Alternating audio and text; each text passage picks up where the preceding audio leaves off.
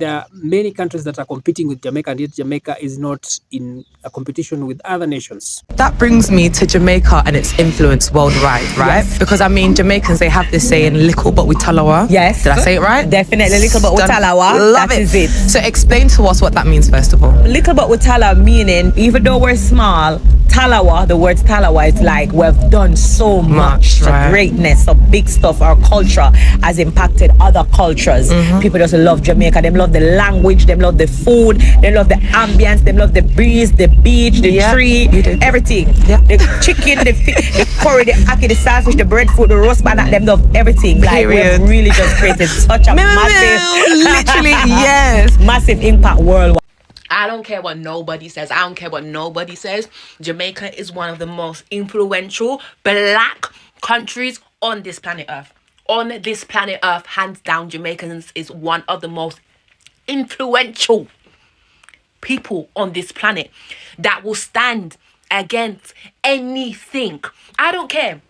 Back in the day, everyone had to claim to be Jamaican to be accepted. I don't care. Nowadays, everyone's being accepted. Everybody's music is being accepted. Everything's being accepted. But we were standing out when none of us was really accepting. When they weren't even accepting black music, when they weren't even accepting them spaces, we were still standing out there and telling people exactly who we were and what we represent. And that is the reason why we stand as one of the most influential countries on this planet. And I don't care what nobody says, because we're a country of 3 million people.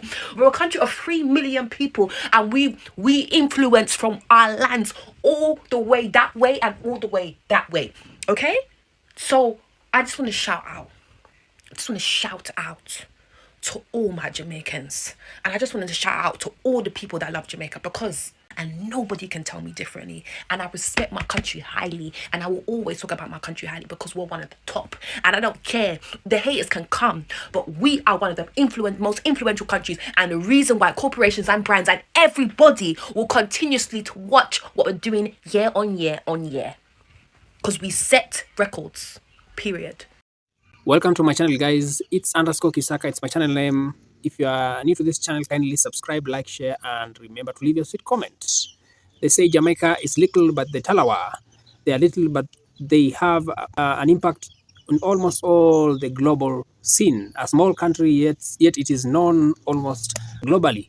There are many countries that are competing with Jamaica, and yet Jamaica is not in a competition with other nations, especially in terms of music and athletics. That is the sprint world. Recently, I've been looking at the internet, and I've realized that there are so many upcoming sprinters. There are two of them that are really promising from Africa. One of them being Letsile Tebogo, and the other known as Walaza. Recently, there's a clip that has been trending of a sprinter from the Australia known as Gout. This is an Australian sprinter who originally was South African. Look at this video that has been trending globally, and then you tell me.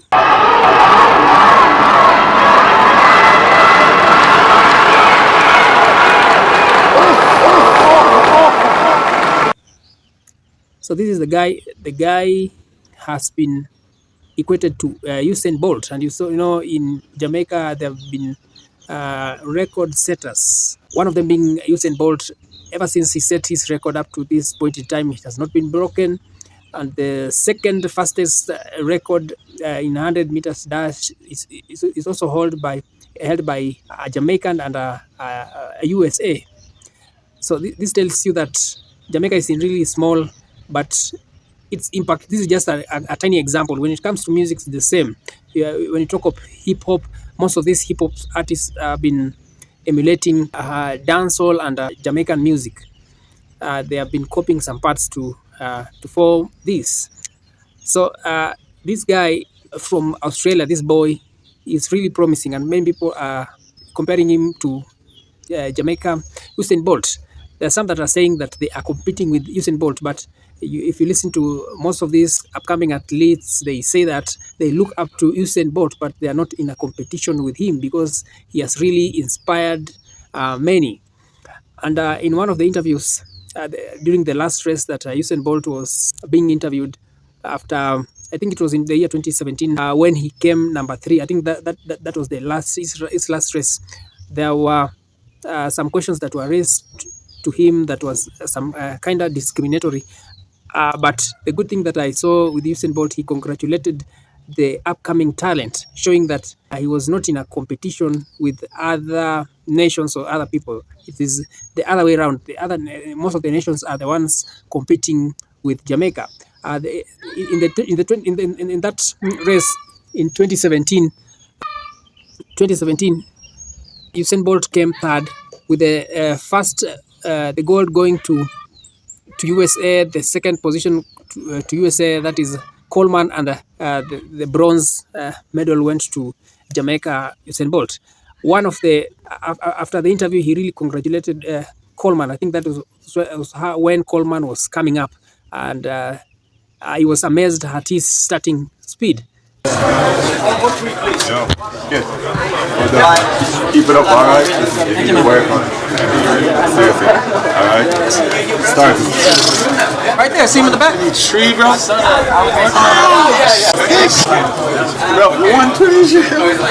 I saw that shit. I was like, This tells you that whenever you are in high position, you should not be, or when you are doing good, you should not see yourself as above all others. You should remember others. You should respect others the way Usain Bolt did. And also, when we speak, we should not speaking or rather speak to put others down, but in a way that shows our humility.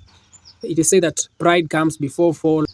Just like in the Bible, there's a guy, Nebuchadnezzar. He was proud. You should always know that what you have, the talent, it is just favor, God's favor that is renewed every morning. So I was happy when he really congratulated Coleman. This shows you that most of the Jamaicans are really blessed, and it's a blessed nation with all these records. But what was wrong in that interview? It was there's a question that was raised by one of the lady, and I think she wanted to.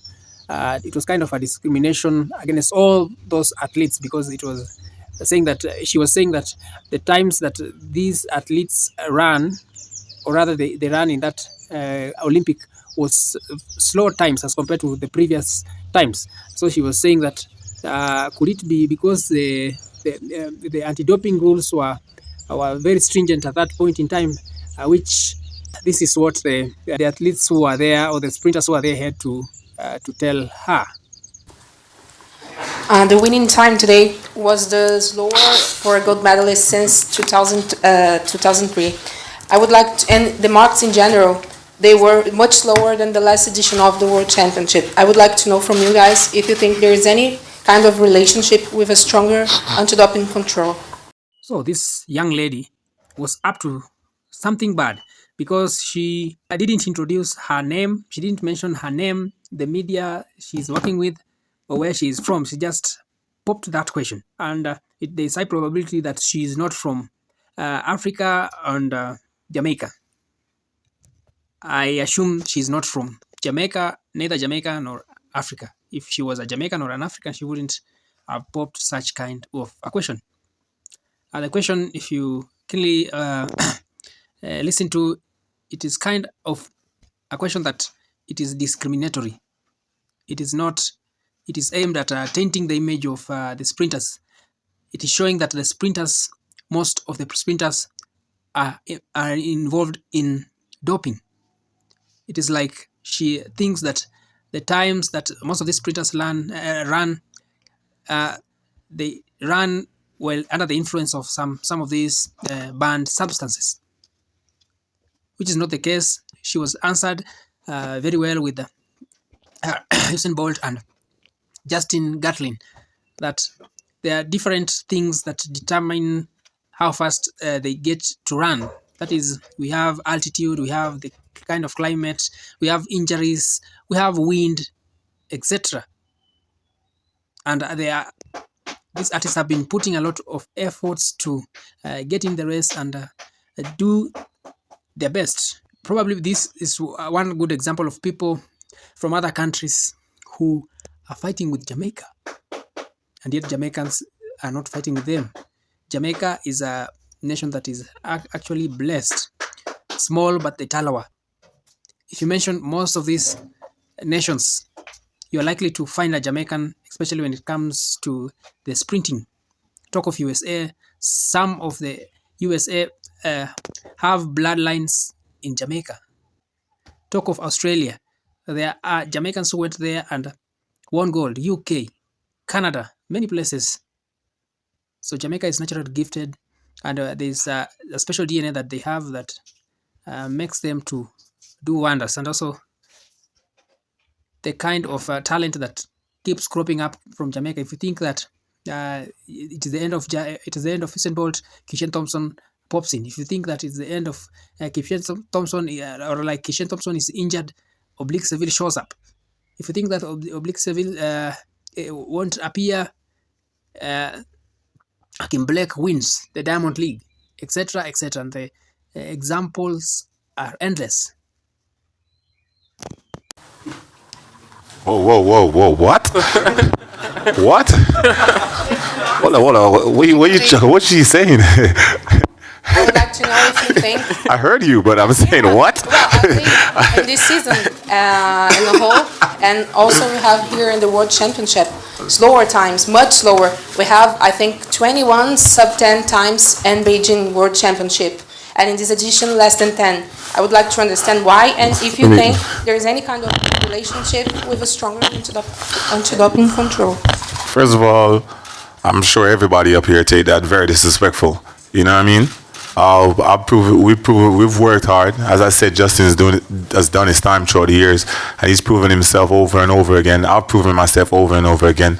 The young kid is just coming in, Coleman, has done great, and he's performing himself to show the world that he's going to be a great athlete.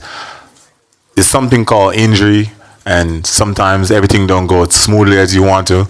You know what I mean? There's negative wind. There's so much different things. So for you to just directly say something or state something to all three of us like that, I take that disrespectful, you know what I mean? Because we've done so much great things throughout the years. Yes, it's slow, but we came out there and we put on a good show for everybody, you know what I mean? So, yeah.